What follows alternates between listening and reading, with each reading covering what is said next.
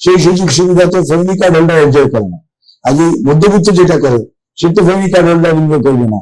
একজন দুস্থ মা যেটা পায়, একজন স্বাভাবিক মা কি তার চেয়ে ভালো থাকে না?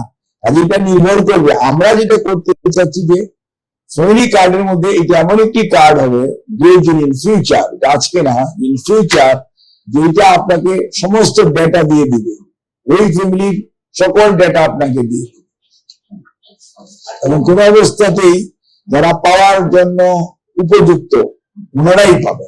এবং এখানে পাওয়ার ব্যাপারে যেমন আগে অনেক কার্ড নিয়ে অনেক বক্তব্য আছে, যিনি বাকি বারে বারে যেটা বলতেছেন টিসিবি তে কেন নিয়ে যেতে চাই, ওটা আমি জানি, ওটা ওই জন্য যাবো না। তো ওটা আমার বেজ লাইন না, আমার বেজ লাইন এনআইডি এবং মার্ক সার্ভে। এনআইডির উপর আমরা পুরোটা নির্ভর করছি। আমরা মার্ক সার্ভে করাবো, এবং মার্ক সার্ভে আমরা খুব সুইফট, আমরা অলরেডি আগামী কয়েকদিনের মধ্যে প্রধানমন্ত্রী অনুমোদন হওয়ার সাথে সাথেই আমাদের একদম ফিল্ড লেভেলে, গ্রাসরুট লেভেলে, গ্রাউন্ড লেভেলে আমাদের এনআইডি হাতে আছে, জাস্ট চেক বেক করা ডেফিনেটলি আছে। 3 স্টেজ যাচাই বাছাই হবে, 3 স্তরে। ভবিষ্যতে নিরাপদ, বিনিয়োগ হোক বিশ্বস্ত, আর আমার পছন্দ salt pay. Welcome to salt pay. আপনাকে যখন আমরা টোটাল স্পেল আউট করবো তখন জানতে পারবো।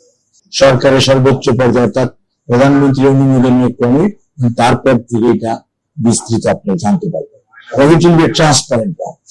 আমরা আমাদের আর্থিক সীমাবদ্ধতার কথা মাথায় রেখেই বর্তমান অর্থ বৎসরে যেভাবেই হোক এখান যে টাকা প্রয়োজন, তারপর আগামী অর্থ বৎসরটার জন্য বাজেটারি অ্যালোকেশন এবং ডুপ্লিকেশন অফ ফাইন্যান্সিং এবং পিলফারেজ অফ ফাইন্যান্সিং, এগুলো প্রিভেন্ট করে ইনশাল্লাহ এটার বৃহৎ অংশই জোগাড় হয়ে যাবে।